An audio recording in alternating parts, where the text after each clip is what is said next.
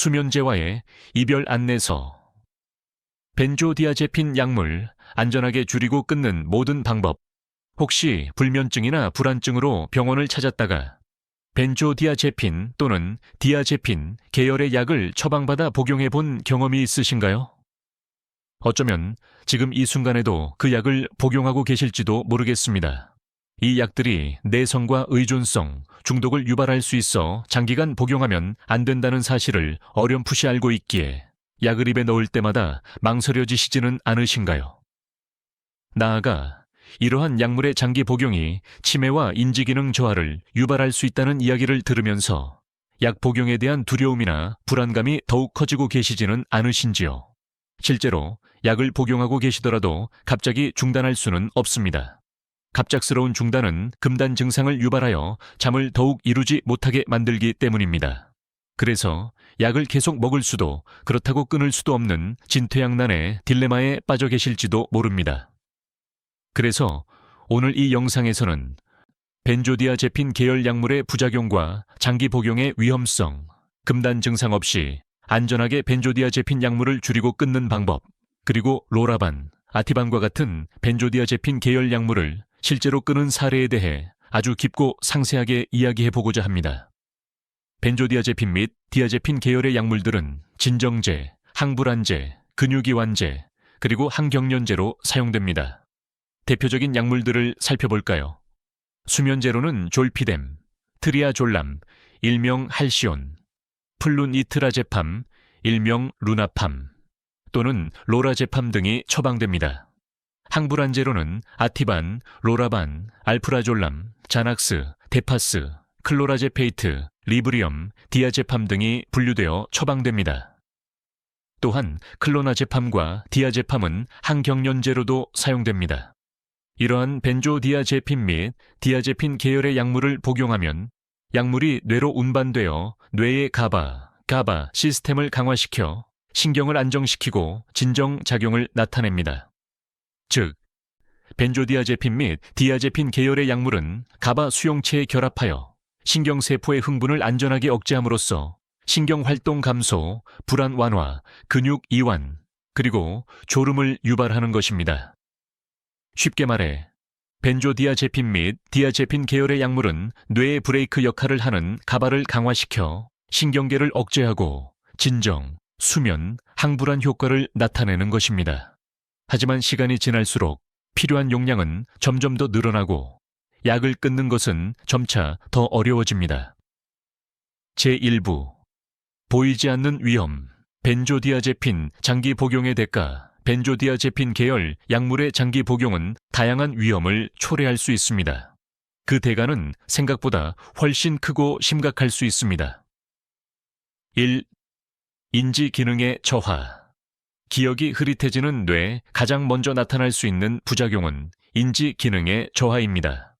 기억력이 감퇴하고 어제 있었던 일조차 가물가물해질 수 있습니다. 집중력이 떨어져 운전이나 업무 수행 능력이 저하될 수도 있습니다. 이것은 약물이 뇌의 정상적인 정보 처리 과정을 방해하기 때문입니다. 마치 안개가 낀 것처럼 머리가 맑지 않고 중요한 결정을 내리는데 어려움을 겪게 될 수 있습니다.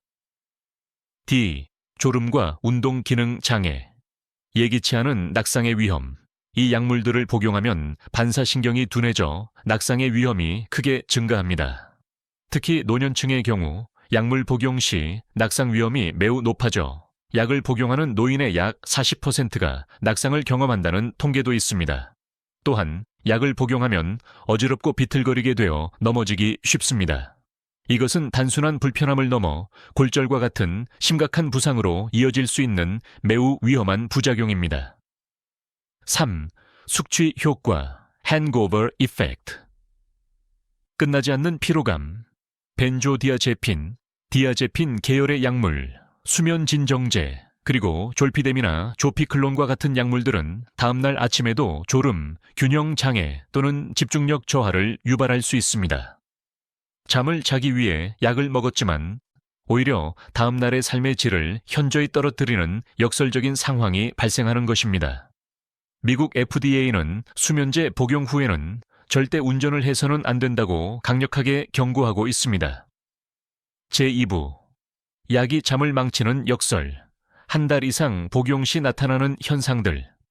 처음에는 낮은 용량으로도 효과가 좋지만 시간이 지날수록 필요한 약의 용량은 점점 더 늘어납니다. 만약 벤조디아제핀이나 디아제핀 구조를 가진 약물들을 한 달 이상 장기간 복용하게 되면 어떤 일이 벌어질까요? 1. 수면의 질 악화. 깊은 잠의 실종 가장 아이러니한 것은 역설적으로 수면의 질이 더 나빠질 수 있다는 점입니다. 우리의 잠은 얕은 잠, 깊은 잠, 그리고 꿈꾸는 잠. REM 수면 DNO의 반복되는 주기로 이루어집니다.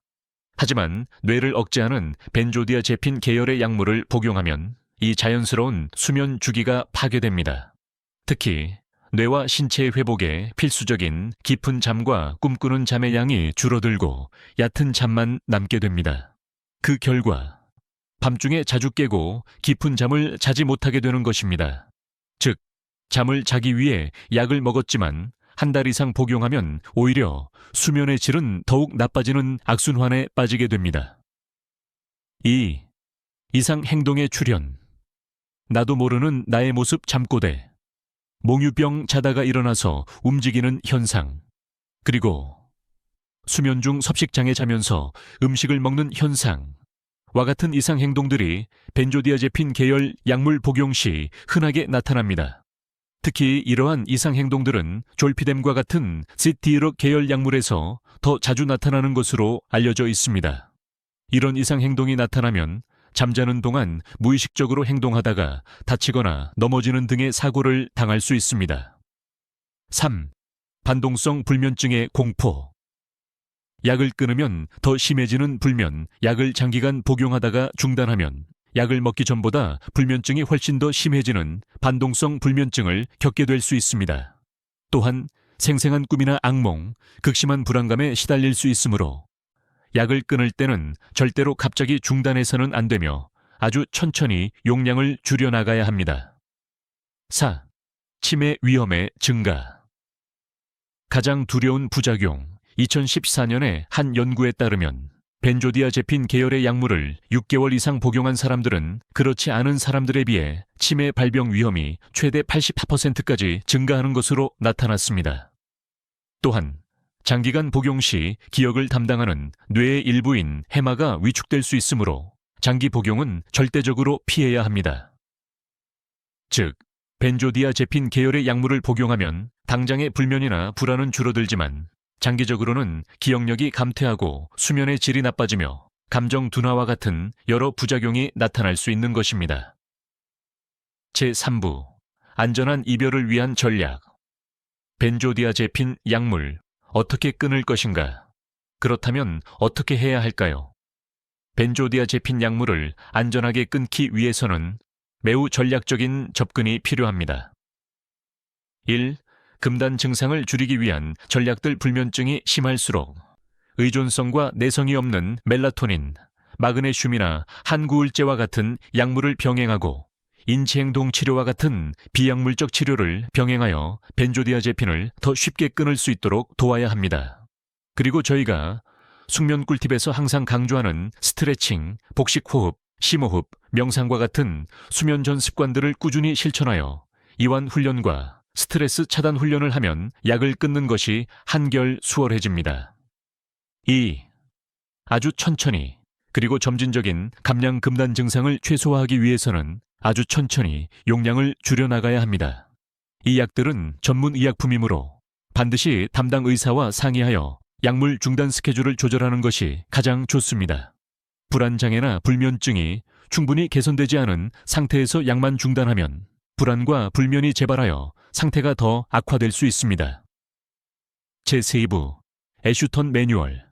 안전한 감량의 교과서. 그렇다면 벤조디아제핀 약물을 끊을 때 며칠 간격으로 어느 정도의 용량을 줄여나가는 것이 좋을까요? 영국의 정신과 의사 헤더 애슈턴 교수가 개발한 애슈턴 매뉴얼, 애시턴 매뉴얼 소개해드리고자 합니다. 몸이 적응할 수 있도록 아주 천천히 감량하는 것이 이 사용 설명서의 핵심입니다. 핵심 원칙 1. 당위 작용 약물을 장기 작용 약물로 교체. 애슈턴 매뉴얼의 핵심 원칙 중 하나는 반감기가 짧은 벤조디아제핀 약물을 반감기가 긴 약물로 바꾸는 것입니다. 반감기가 짧을수록 금단 증상이 더 심하게 나타나기 때문입니다. 예를 들어 반감기가 8.2시간인 자낙스는 반감기가 지나면 금단 증상이 나타납니다. 이런 경우 반감기가 24시간 이상으로 더 긴 제품으로 바꾸면 하루 뒤에 약을 다시 복용하더라도 체내에 약물 농도가 남아있어 금단 증상과 반동성 불면이 줄어드는 효과가 있습니다. 핵심 원칙 누 1차 2주 강역으로 10%씩 서서히 감량 한 번에 많은 양을 줄이는 것이 아니라 1로 2주에 걸쳐 전체 용량의 10% 정도씩 아주 천천히 줄여나가는 것입니다. 이렇게 하면 약물 중단 기간은 4주에서 최대 12주까지 길어질 수 있습니다. 이렇게 함으로써 약물 용량을 줄이면서도 반동성 불면과 금단 증후군을 줄일 수 있습니다. 실제 감량 예시, 졸피뎀 10mg의 경우 만약 졸피뎀 10mg를 복용하고 있다면 이것을 디아제팜 5mg로 바꿔볼 수 있습니다. 그 후 2주에 한 번씩 디아제팜을 1mg씩, 즉 20%씩 줄여나갑니다. 최종적으로 1mg까지 줄인 후 완전히 중단할 수 있습니다. 이 애슈턴 매뉴얼은 낮 동안의 불안이나 우울이 심한 분들 혹은 감량 시 불안 반응이 심한 분들께 안전하게 사용할 수 있는 방법입니다. 제5부 또 다른 전략. 장기 작용 약물을 당위 작용 약물로 하지만 이 방법이 모든 사람에게 적합한 것은 아닙니다. 나는 낮에는 전혀 불안하지 않은데 밤에만 잠이 안 와서 수면제를 먹는다. 그런데 아침에 일어나면 약 기운 때문에 너무 피곤하고 졸리다와 같은 경우도 있습니다. 이런 경우에는 오히려 반감기가 긴 약의 부작용이 나타나는 것이므로 반감기가 긴 약을 먼저 끊고 반감기가 짧은 약으로 바꾼 뒤 서서히 줄여나가는 것이 더 좋을 수 있습니다. 즉, 클로나제팜이나 디아제팜과 같이 반감기가 24시간 이상인 약물을 반감기가 2-3시간에 불과한 졸피뎀이나 할시온 트리아졸람 또는 반감기가 5시간인 테마제팜과 같은 약물로 바꾼 뒤 잠들기 직전에만 복용하고 그 용량을 서서히 줄여나가는 방법입니다. 이 방법은 낮 동안의 졸림이 심해 일상생활에 지장을 받는 분 혹은 불안이나 우울이 거의 없이 수면제에만 의존하며 낮 활동이 많은 분들에게 적합한 방법일 수 있습니다. 결론. 의존과의 긴 이별, 그리고 새로운 시작 수면제나 신경 안정제를 끊는 과정은 신체적, 정신적 회복을 위한 긴 여정이 될 수 있습니다. 중요한 것은 천천히 자신에게 맞는 전략을 선택하여 무리하지 않는 것입니다. 벤조디아제핀은 전문 의약품이므로 반드시 담당 의사와 상의하여 감량을 진행해야 합니다. 불면증, 불안장애, 우울증과 같은 근본적인 문제가 해결되지 않은 상태에서 무작정 약을 끊으면 증상이 재발하여 다시 약을 찾게 되는 악순환에 빠질 수 있습니다.